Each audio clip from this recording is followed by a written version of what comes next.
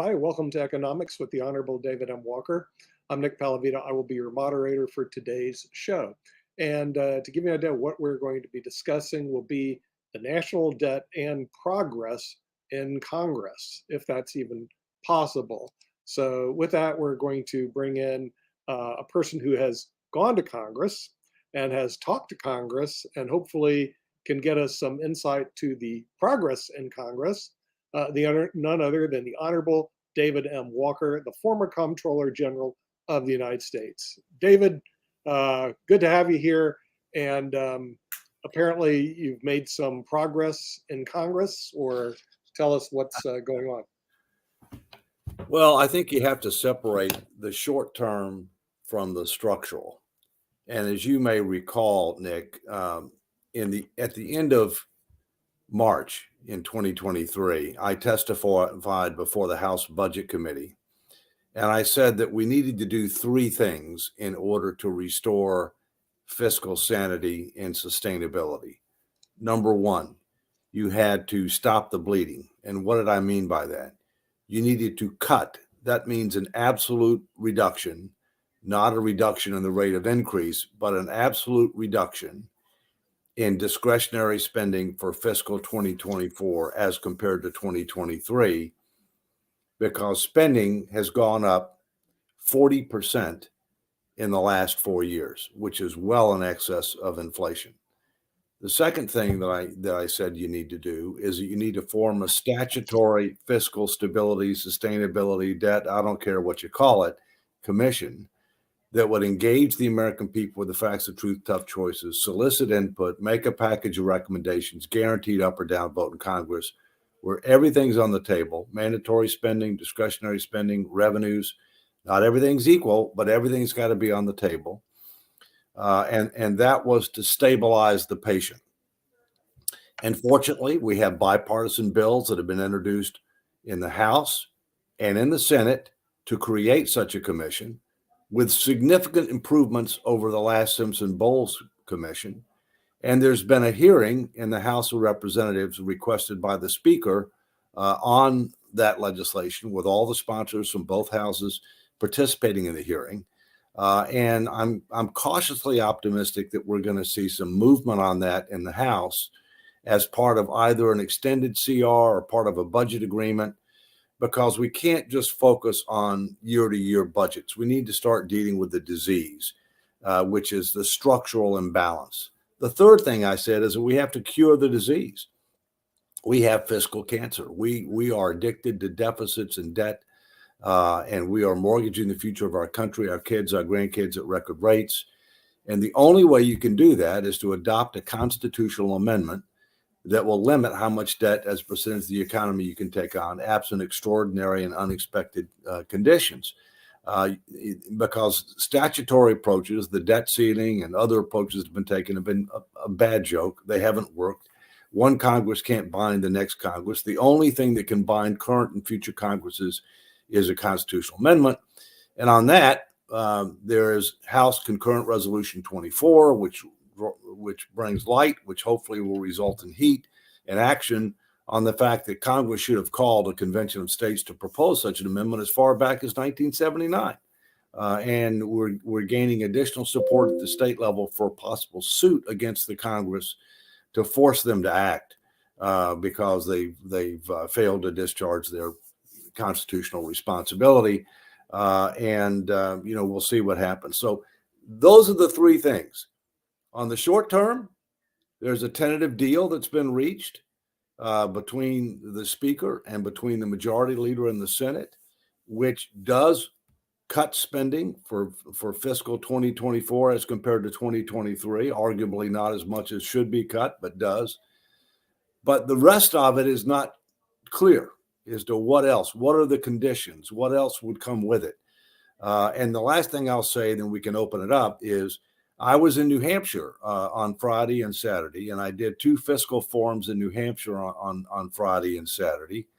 And the first one was sponsored by the New Hampshire Journal, and it involved several persons, including, Joe Penland from Texas. You can find out more about Joe at Joe from Texas. He's a very successful entrepreneur who is concerned about this issue, and I've been partnering with him to try to help with citizen education engagement. Also, the majority leader of the Senate for New Hampshire was part of it. And then Senator Joe Manchin from West Virginia decided to join us for the last half of the program. And, those that follow me on Facebook or LinkedIn or Twitter can find the video on there of the 1 hour program. I spoke for the first 10 minutes, others spoke, and then we had about a half hour Q&A. And then the second one was to the New Hampshire GOP annual conference, because as you know, you've got the New Hampshire primary coming up a week from Tuesday or a week from tomorrow. And obviously that was a very active scene, and you had all the different campaigns represented there as part of that process. So, I'll just wrap it up at that, and then we can have some interaction and get more into depth if we want to. But I will tell you this: no candidate has said enough about this issue. This is the number one threat to our future, economic security, national security, etc. And if a presidential candidate is not for a statutory commission and a fiscal responsibility amendment, they are part of the problem, not part of the solution. They need to be clear, they need to be strong, and they need to be unwavering with regard to those three things. And with that, we're going to bring in some of our panelists from around the country and, frankly, around the world. First of all, we'll bring in Jim Eade, who is with the Eade Foundation in the San Francisco area. Shaquille Latimer, who's with, he's in Australia, mate, as a former billion-dollar money manager. Shrimp on the Barbie. What? Shrimp on the Barbie. Yeah, it's billion. Something we don't do, by the way. Oh, that's too bad. I love it. Don't ruin us. We call them fries over here. He has his hands up. He's waiting to jump in the fray. And, of course, Jatovi, the progressive person from the South. So, Rick, since you had your hand up first, you may bring in your All right, comment. so there's a famous Ronald Reagan quote that goes something like, the scariest words in the English language are, I'm from the government and I'm here to help. But I would argue that when the government is paralyzed and people and consortiums of private individuals are compelled to take action on their own, it's even scarier. In the 60s in Oakland, when the community wasn't getting what it needed from the government, they formed the Black Panthers, which terrified America. When right-wing groups and groups along the southern border are dissatisfied with government efforts to address immigration, you get these vigilantes, which terrify people and really are, lead to bad outcomes. And so I agree with Dave that there are things the government should be doing, but if it remains paralyzed and fails to do them, then you're going to start seeing groups of private individuals trying to address this stuff. And that leads to, worse, maybe scarier outcomes.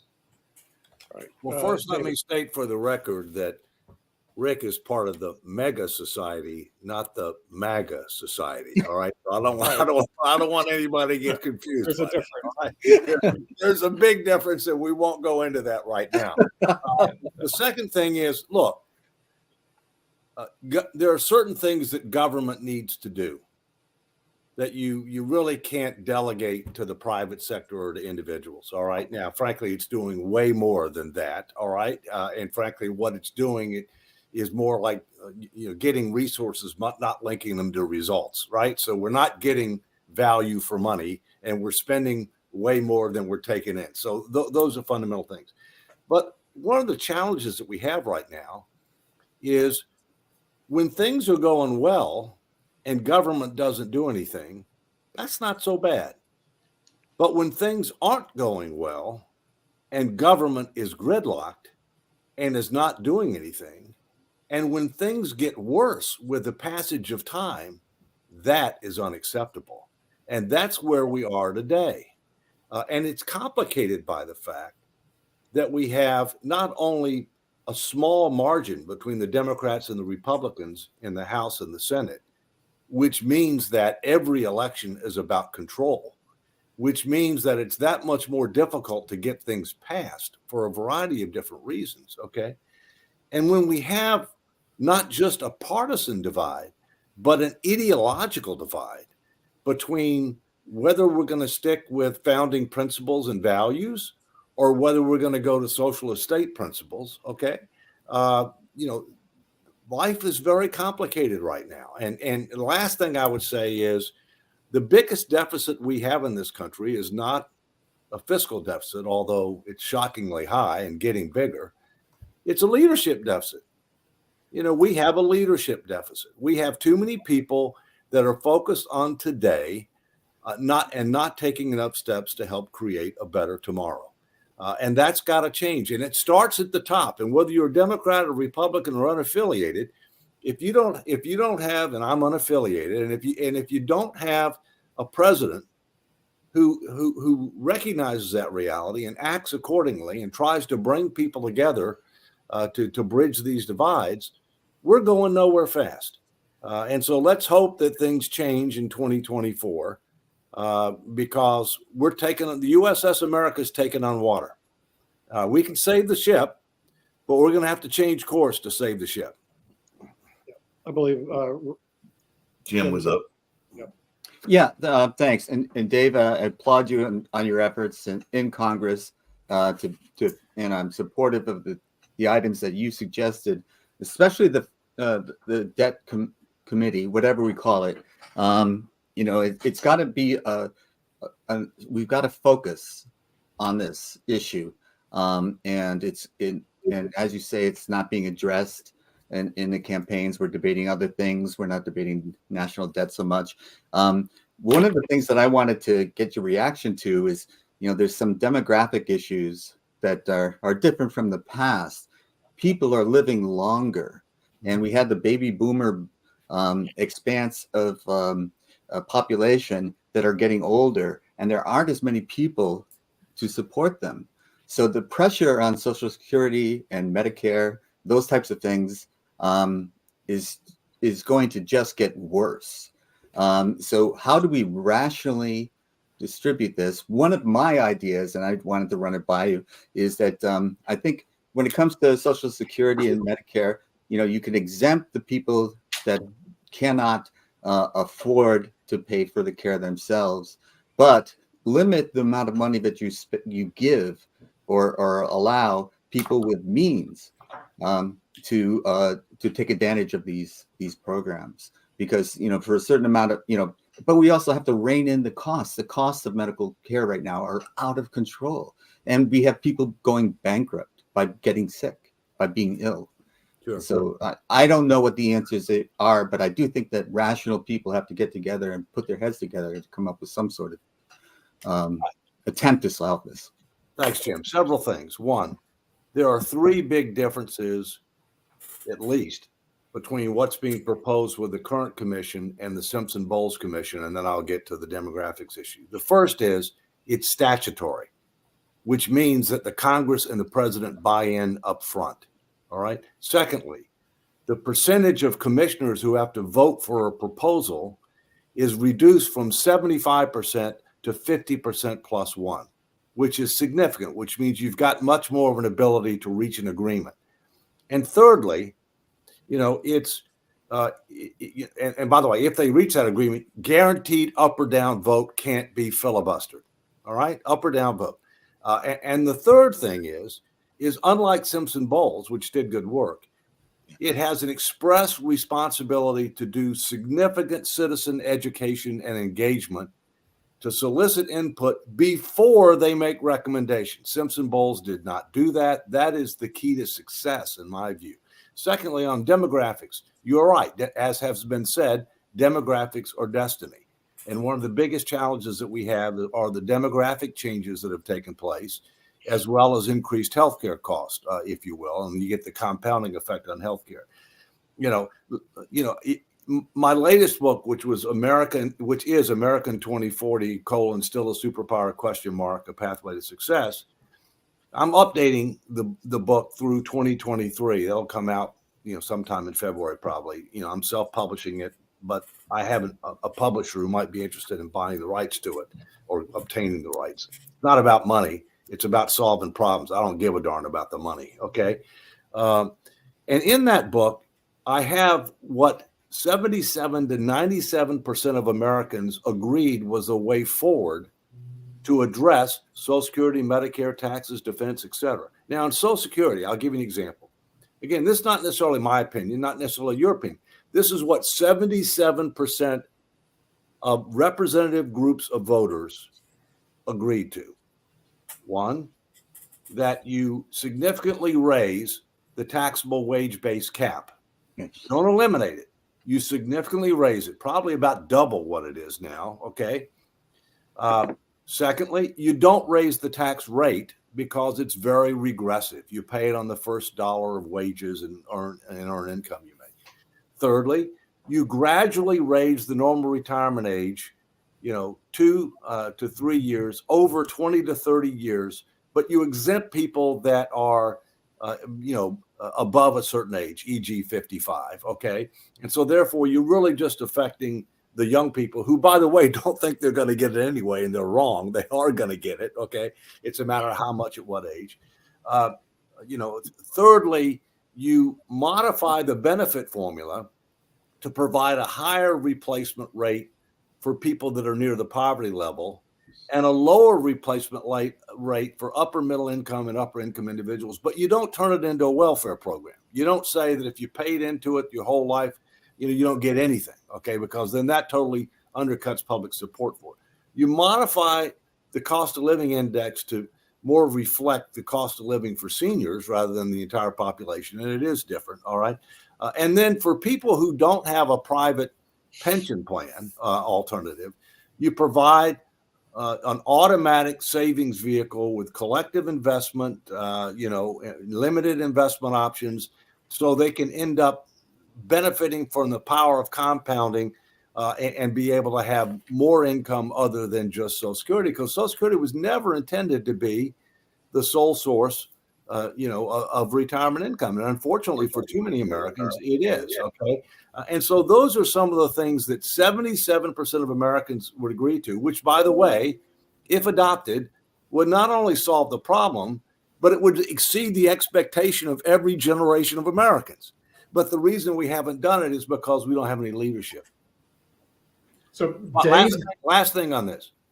Any presidential candidate who tells you they're not going to touch Social Security means that they're for a 20% across the board cut in 10 years in Social Security and for an 11% cut and increasing cut in Medicare benefits in less than 10 years. Because that's what you get if you do nothing. And that's another example of laggardship rather than leadership. Sorry, go ahead. have you considered getting together with a fiction writer to write a fictionalized version of how the next 30 years might play out? Because there's a lot of crappy near future science fiction written by people who don't really understand the future. You have a pretty clear idea of how things might go to the good side or to the bad side, and that might make a good story. And Rick's a good writer. Well, yeah. Well, listen, this chapter, let's see, I think it's chapter 1 of the book talks about what things could look like in 2040 if we do nothing. But it's not just economic, it's national security, it's domestic tranquility, et cetera. Because keep in mind, if you don't put your finances in order, all right, you're not going to stay strong economically. You're not going to be able to fund an adequate military. You're not going to have as much diplomatic influence. You're not going to have as much cultural emulation. That's the leading indicator. It's the leading indicator on the way up and the way down. But, I've even had some people say, well, gee, you ought to make a movie out of this or a documentary or whatever. But, we'll see. But Hey, Dave, along those same lines and everything, just really quickly, And in that same space, there is and I know Steve and other shows has mentioned this, there's a very popular trend. I know that Durham is looking at it. There's some cities out in California that are looking at it. So from an economic standpoint, what is your thoughts around smart cities? Because a lot of people are very big fans of smart cities, but then you've got other people that are concerned that that is the opposite of what you are proposing, because they see it as big government having too much of a hand in what's going on and everything. But I was wondering your take on this whole notion of smart cities, because we know that they exist not just here, but in other parts of the world as well. But I just wanted your take on that, because I do know. Mark, do me a favor and elaborate on what you mean by smart cities, because I know a number of different things, initiatives that deal with municipalities, if you will, designed to try to help improve economic growth and opportunity in those cities. So what do you mean by smart cities? A lot of that is what you're talking about. It's the travel. The buses are guided by the computers. A lot of the housing, and even where the housing is placed, is guided by computer programming and a number of things in that way. So it's using kind of algorithms and computer technology in order to help better maintain the cities. I know that there are several that are in California. So even Jim may have been able to give a better definition than I'm giving, but I know that even here, because I get around by mass transit, that a lot of the buses are hybrid type buses, so they are more controlled and they are more controlled by the media, and I mean not by the media, but by computers. And we even seeing, like, I think spot shotters, which is an ability to see when shots are taking place that police can respond to as well, would be an example of a smart city initiative as well. So definitely there's a couple of various initiatives, including the way that policing is done also. And Jim, if I misspoke on any of the smart city, please correct me and everything. Yeah, Jim, if you want to elaborate any more on that before I comment. Well, the smart city is a very complicated issue, and there's a lot of things that go into it. Mark is elaborating a little bit about, like, could we use AI to design cities better, smarter, and so that we don't waste as much resources as we do now. That's it in a nutshell. We can have a whole show on that. Yeah, I guess so. Yeah. Well, first, let me be on the record to say I'm for smart cities and against dumb cities. How's that? All right.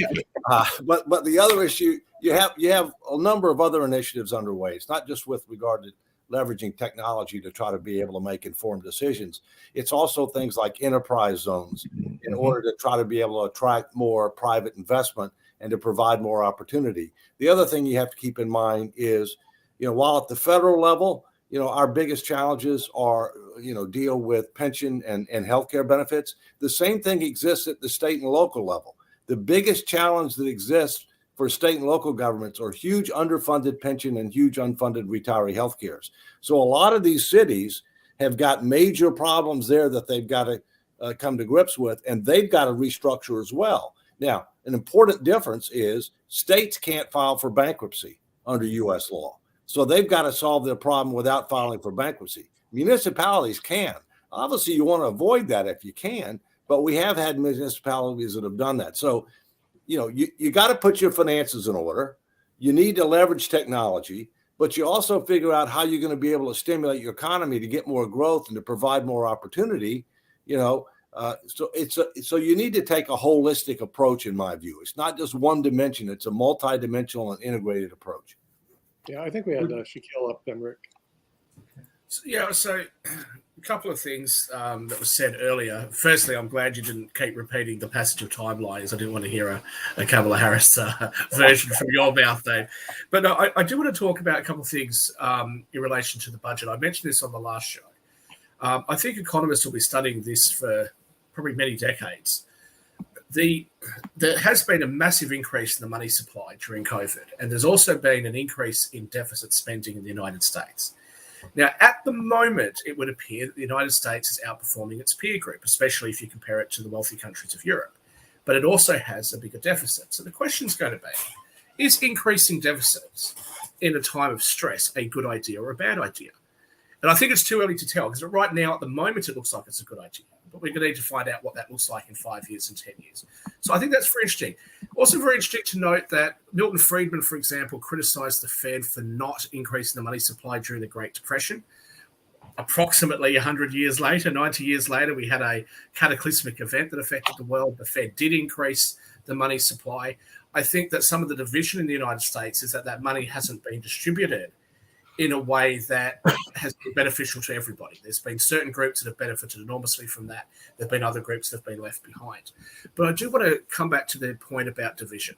When I come to the United States, I do see division a lot on a number of big issues, especially race relations and the trans or the LGBTQ community. But actually, for the most part, I don't consider the United States to be particularly divided. It's divided not really even on the issues that I think you brought up, which is the founding principles of the US versus this sort of push by the radical left to turn the country into a socialist utopia, like Venezuela. But the reality is that you hang out with Utopia? Oh, good. Go ahead. there you go. But the reality is when you hang out with all the fun people in San Francisco that are on the left, that's not what they're asking for. They're often asking for a more European-style delivery of things like what Jim just talked about, healthcare, because that's one of the most absurd situations anywhere in the Western world is that somebody could go bankrupt because of an illness or an injury. That just, or a disease, that just doesn't make any sense to the rest of the world that the United States allows that to happen. But is that those people asking for the country to become socialist? I don't think so. And I think that you guys are never going to talk about the things that actually bind you together, because why would you? You're not going to see, there's no media mileage to that. And one of the examples I've used before, I don't know any person in America that would say that they would prefer for the United States to become now back part of the Commonwealth and be ruled by Mother England once again, right? So on that issue, almost everybody in the country is a Republican on that issue, that you want to have elected representatives from the country, even if it's terrible. If the choice was a really dysfunctional Congress or have the royal family run the United States, you guys would prefer to have a dysfunctional Congress. So that's just one example. I mean, on so many issues, on issues of morality, on issues of what's fair, most Americans agree. I think that those issues that divide you get so much focus, and because of that, the attempts to fix them just skew off into all these other areas. One question I do have for you, Dave, though, you mentioned about fiscal responsibility in Congress, and I certainly hope for the sake of your country, which affects all the rest of us around the world that rely on your country for many things, I do hope that you're successful in being able to get those changes. But I'd like to ask you about a sort of quasi-government entity, the Fed. What about the Fed's spending? What about the Fed's rules and how they affect, for example, banks and things like that? We know, for example, that banks had to massively increase the amount of bonds that they have, and those bonds have taken a significant haircut. The Treasury and the Fed got together and said, well, we'll rate those at its full face value, even though the current prices of those have decreased dramatically. There are external factors from your elected representatives that affect the economy. I just wonder what your opinion is on how to manage that and navigate that. That's a lot of topics. Let me try to take on several. I'll take the last one. Yeah. I'm going to quickly touch on the others, and then I'll take the last one. Not all debt is bad, and sometimes you have to run deficits. But what you can't do is you can't run deficits and accumulate debt in peacetime when you don't have a national emergency, when you're not at war. We've become addicted to deficits and debt, and that is fundamentally imprudent, okay? Secondly,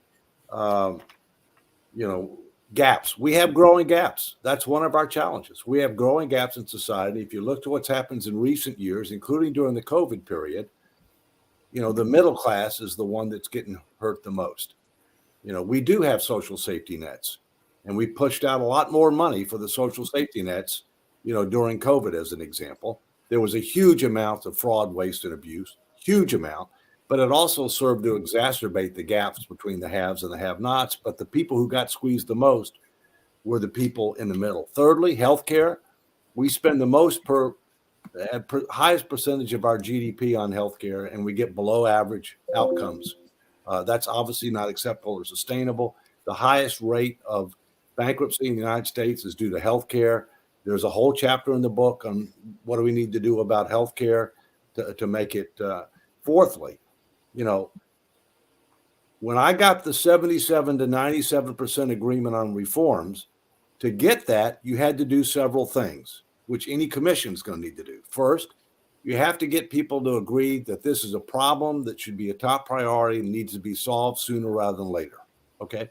Number two, you have to get them to agree to a goal. What are we trying to achieve? It's not a balanced budget. It's get debt to GDP to a reasonable and sustainable level, considering demographics and other factors over a reasonable period of time. Number three, you have to get them to agree to a set of principles and values that will bring people together rather than divide them apart. Okay. And we did. And we got 92% agreement on the following six. Pro-growth, because you want to grow the denominator faster than the numerator, which is the debt. If you do that, even if the debt's going up, you're making progress. All right. We're doing the opposite right now. Secondly, socially equitable. You need a solvent, sustainable, secure social safety net for those that are truly in need. Okay. Culturally acceptable. There's a limit as to how much the American people are going to allow government to do and the level of taxation. We're going to have more revenues, but there's a limit. Okay. We can learn from other countries, but we don't necessarily want to be the other countries, if you will. Fourthly, mathematical integrity. You got to have reasonable assumptions. You can't play games with the math, which typically, politicians do. They have pie in the sky assumptions, have dual sets of books. Fifthly, it's got to be politically feasible. You got to be able to pass the Senate and the House, and you got to get the signature of the president. All right. And sixthly, and it sounds redundant, but it's not, you have to have meaningful bipartisan support. You just can't have a few people on one side on the opposition vote for it. You've got to have a meaningful percentage of people to vote for it, because with the margins as close as they are right now, you may get a victory today, but when controls flips, you could lose it. All right. So it's got to be sustainable. With regard to the Fed, there's absolutely no question that the Fed had kept interest rates too low for too long. All right. There's absolutely no question that the Fed facilitated loose money policy, okay, because of that fact. There's absolutely no question that the Fed bought, self-dealing, a vast majority of the new debt that was issued as a result of COVID. Its balance sheet exploded, okay, which was designed to hold down interest rates in the short term, but obviously at some point in time it's got to be unwound, and you're going to have to deal with the consequences of that over time. In my view, the Fed needs reform as well. And to me, what the Fed needs to focus on is two things as its goals. One, promote economic growth.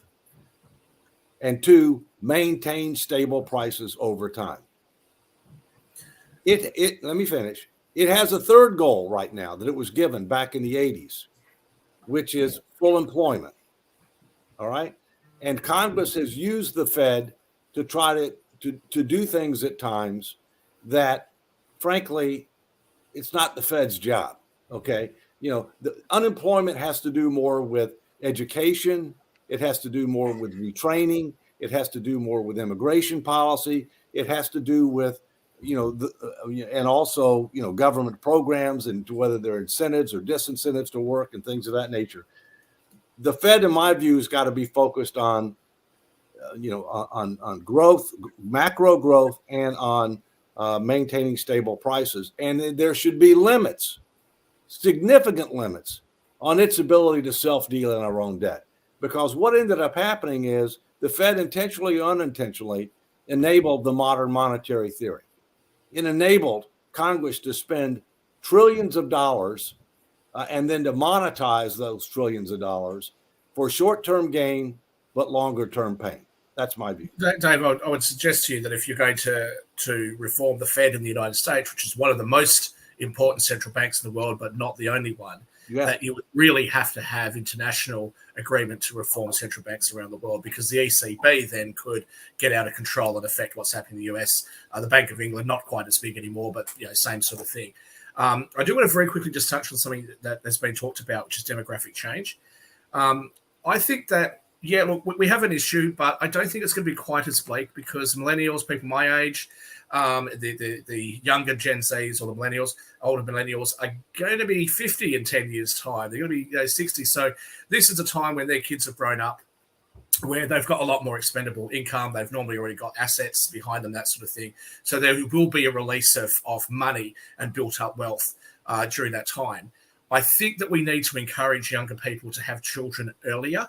I think that some of the advice given by boomer parents to their millennial kids has been make sure that you own a house first, make sure you've got financial stability before you go and have children. I don't think that's realistic anymore. I think we also need to listen to what young people are saying to us about why they don't want to get married, because they don't think it's a very good deal.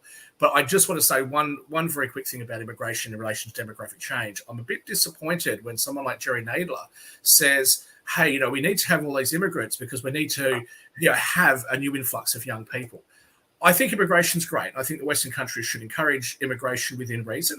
Obviously, has to be some limits to it, but I think it's great. Well, I'm a beneficiary of immigration policies in Australia, but I really think that just replacing younger people with younger people from overseas instead of focusing on why, early 20s something and late 20s somethings are not actually getting married and having kids leaves a lot to be desired. I think we should focus on those sorts of things. Several things real quick. One, totally agree. We need to coordinate. We're not an island, and we need to coordinate with regard to any reform of central bank systems. Number two, I believe in leading by example and practice what I preach. I got married at 19. We had our first children when I was 22. Our kids got married at 22, both.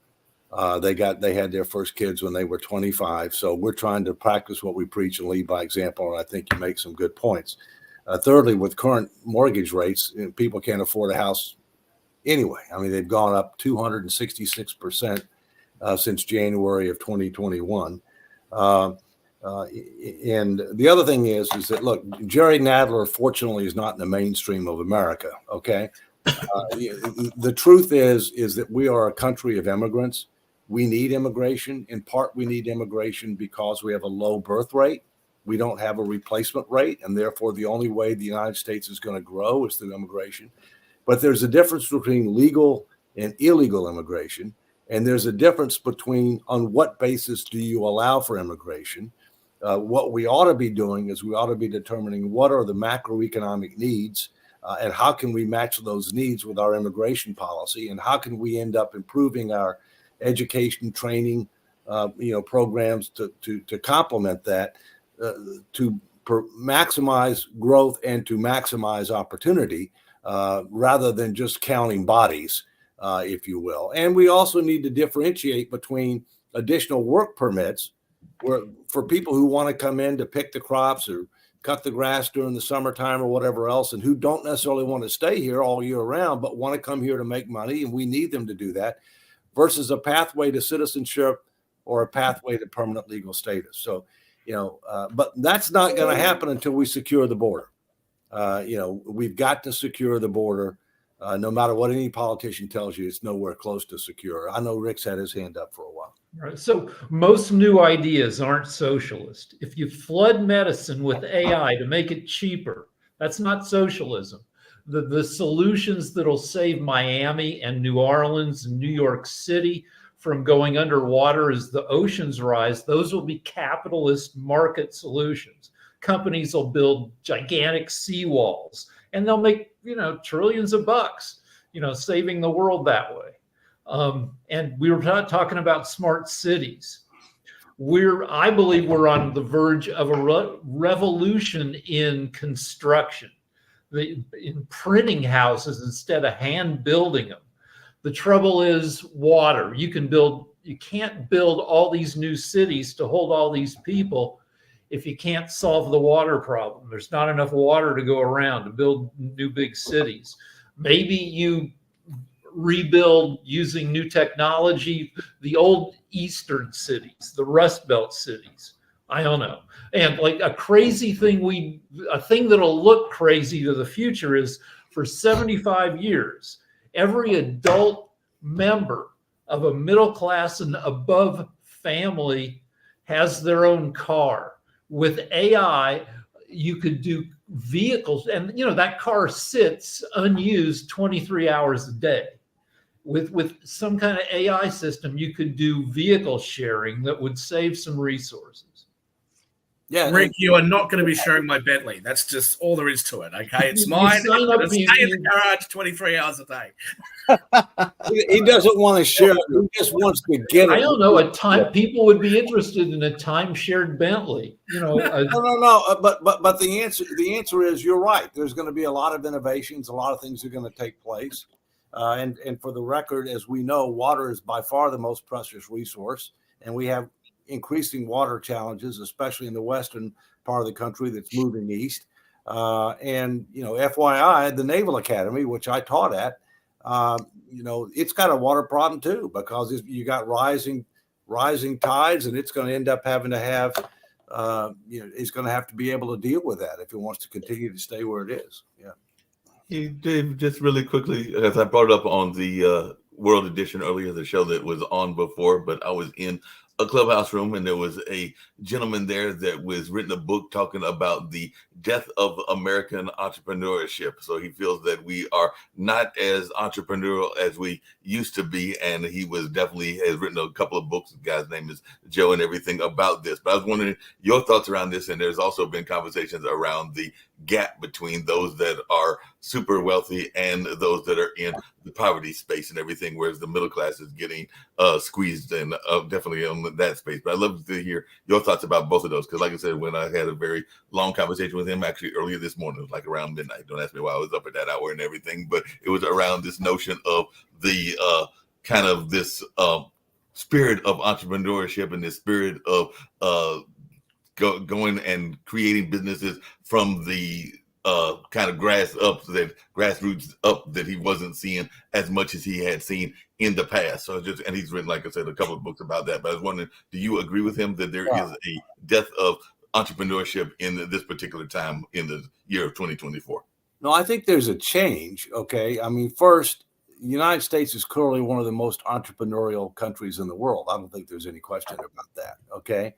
Although when you look, you can see several things. One, a lot of the most successful and innovative entrepreneurs are immigrants, and in particular from India. We've also got a pretty innovative and successful one from South Africa, and I won't mention any names. Okay, but I think the other thing you have to keep in mind is what's regulatory policy, right? I mean, there's a role for government regulation with regard to health and safety and and things of that nature. But some people believe that we've started to overregulate, okay, and therefore constrain entrepreneurs. I don't think you can say that our tax system constrains them, because many people would argue that one of the things we have to do is reform our tax system, because that's part of the growing gap issue, and we have a separate program to talk about that. But as I said before, look, we've got a pretty solid social safety net. Some would argue it needs to be reformed because we may be subsidizing too many people, all right, to the point of disincenting marriage, disincenting work. On the other hand, the wealthy people are going to do fine, and the gap has grown. Who's getting squeezed is the middle class. And by the way, this is one of the reasons why there's a huge gap between what the current administration is telling people and what people feel. Right. All right. Most Americans, you can tell me the inflation rate is going down, but prices aren't going down. Prices are just going up at a slower rate than they were going up. Okay.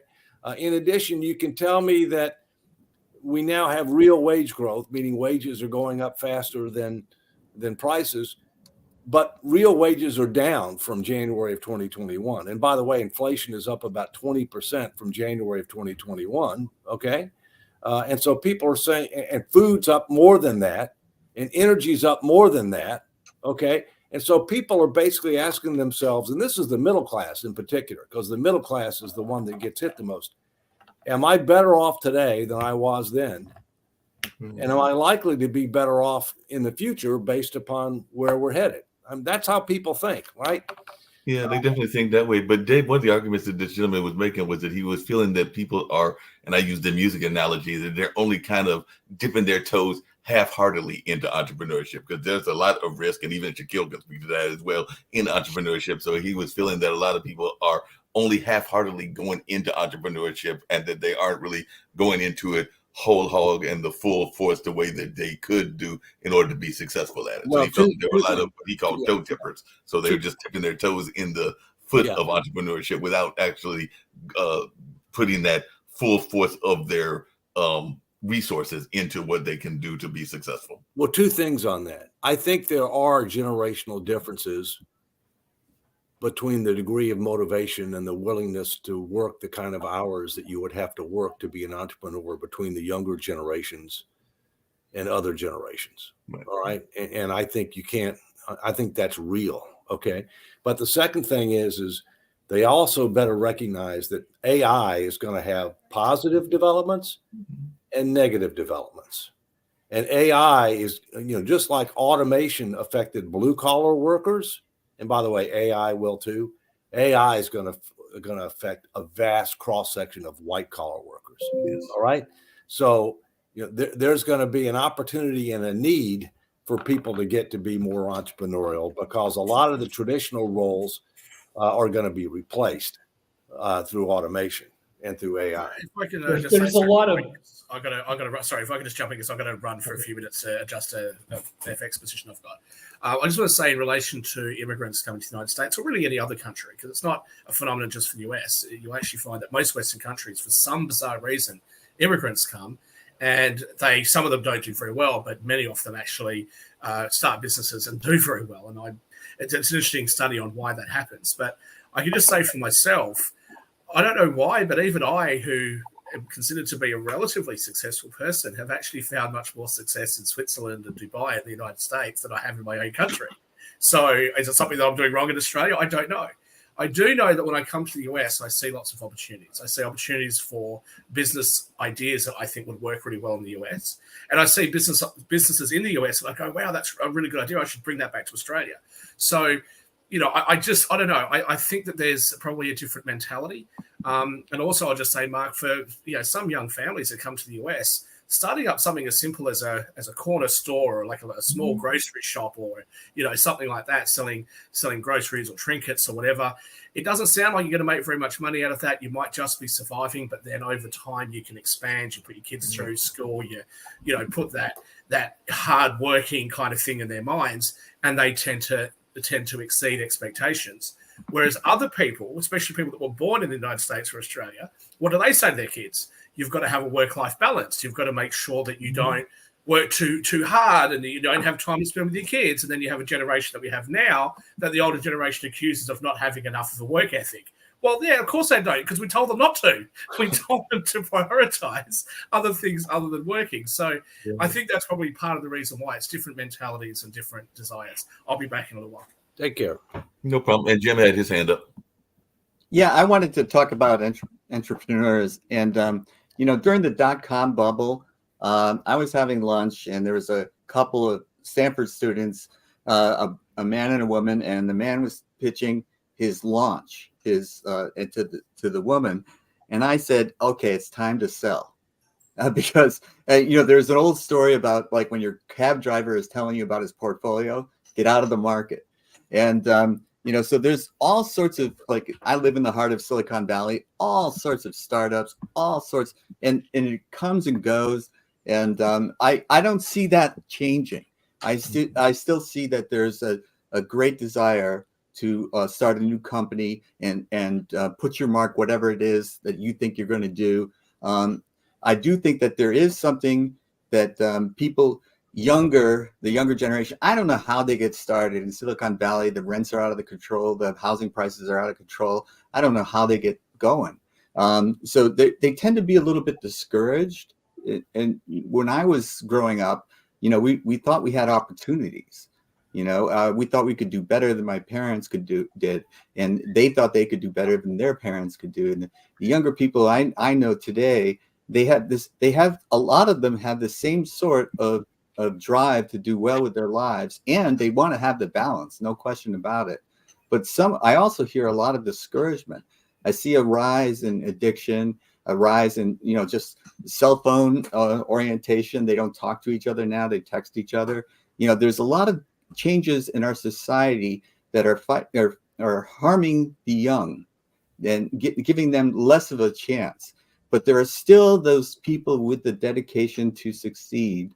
And I don't think that has changed. The idea that you could do it is different now. There are too many obstacles now, people think. as to when I grew up, when I thought all I needed was willpower.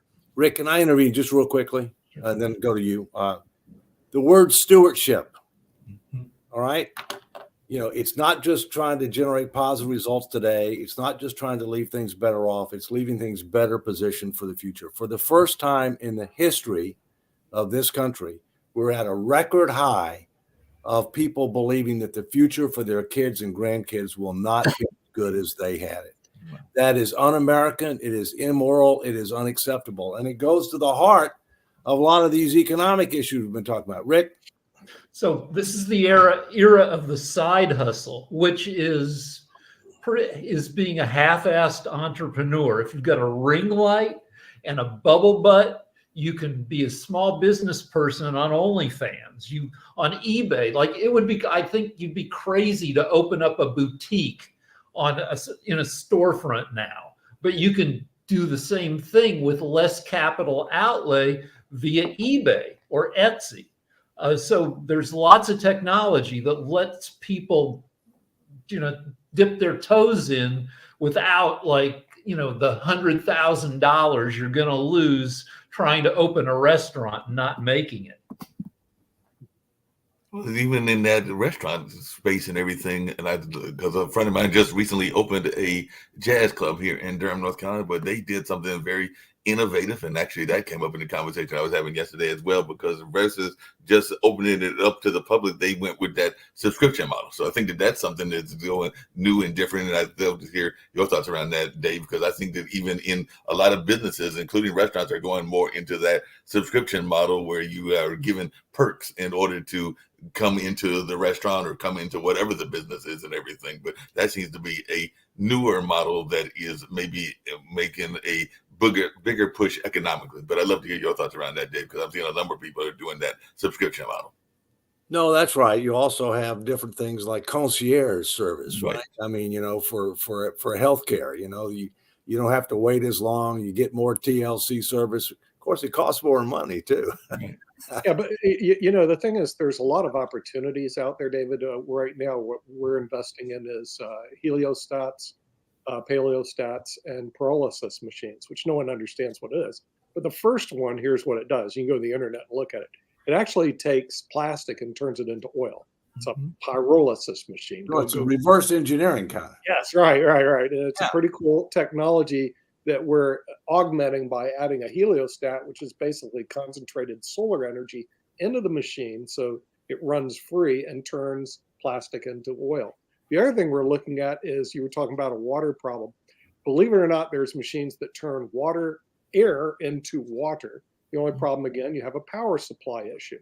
Well, the heliostat, which is a concentrated machine, concentrates everything into the machine, will actually run the machine free and basically turn air into water. And you can basically look it on the internet. Now, those are innovations that we believe will make a difference. And I have a company that is working in that area right now. And we're going to launch the offering sometime probably in the next 6 months. But those things to me, just remember, what? Don't forget about your friends getting ready to make these offers. Well, to me, those are opportunities that make a difference. I agree. No. They're not just about economics. There's also they're not just about economics. They're actually out to solve a problem that we have, as opposed to what we're looking at right now. Opening a restaurant and getting concierge service really doesn't solve anybody's problem. It just makes people more. No, that's right. That's right. No, all right. So multiple benefits. Rick, MLK Day, let me just mention that Twitter was going crazy yesterday because apparently the inventor of the air into water machine is some black guy who isn't getting credit for it. I mean, you say the same thing about things in general. That's what's new. I'll just ask a question to the crazy tech guys in California, because they all know I'm a technophobe. There has been some experimentation apparently done on what they're calling organoid intelligence, which is they're basically taking like minuscule brain stem cells and growing them in a petri dish. I'm probably describing this really badly. And the computers are sort of using that to kind of like work out how to think more like an actual human brain would. I hope that would actually be a great way to solve things like paralysis and other types of diseases. But this is where AI actually is this scary? Are we talking about the transhumanist kind of thing where technology is going to be implanted into our brains? And this is where AI actually comes into play. Right now we have flat solar panels. The heliostat is convection, and what it does using AI, it actually tracks the sun. Which, remember, the sun doesn't go just back and forth this way. It actually moves this way. So the AI program actually will track the sun, so you maximize the light into a convective mirror. Just really quickly, because I know we're winding down and everything, but one of the science fiction stories that I saw that really scared people was, hold on a second. Well, it's a science fiction stories that I saw that really scared folks was right now we pay for electricity. I mean, electricity is something you have to pay for. You have to pay for water. And there was a science fiction movie I saw maybe about 2 or 3 years ago that said, what will happen when we literally have to pay for air? And that's what you're almost talking about and everything. So are we nearing that point where air will become a commodity? Because that was a... No, you're not able to turn air into water, and you can actually do it right now on the internet. You can go look at the machine. Apparently, Rick knows, the inventor of it. But what we're going to do is augment that intellectual property by being able to take the sun to basically energize the machine, so that you can actually set these machines up all through Australia and basically produce water anywhere in their country. That doesn't cost anything. It's one-time charge, setting it up, and then Saudi Arabia and other parts of the Middle East will be very interested in that. Shaquille, just keep in mind one thing. Not all brains are equal. Well, I know mine is a bit different to some others. Octopuses have 9 brains. They have their center brain, and then each arm has its own brain. If you could take athletes and put little clusters of neurons at every one of their joints, and maybe paralyze people. Rick, did you watch the NFL game yesterday? Because there was literally a commercial where there is technology that is out there now where they are studying the ways that the athletes are doing their training in order to figure out when they will get hurt and how they will get hurt, and in order to better predict their exercise and who will hurt them. I don't even know how we're going to do sports. With that, we're going to have. I'm going to say so real quick, Rick. Most men have a second brain, but apparently the other one doesn't make great decisions. What if you made that second brain go bigger down so that it road. didn't so much All right, guys. All right. We'll see you next week on economics. Be good. Honorable Speaking of Dave. neurons. On that, we're Well, leaving. Be good.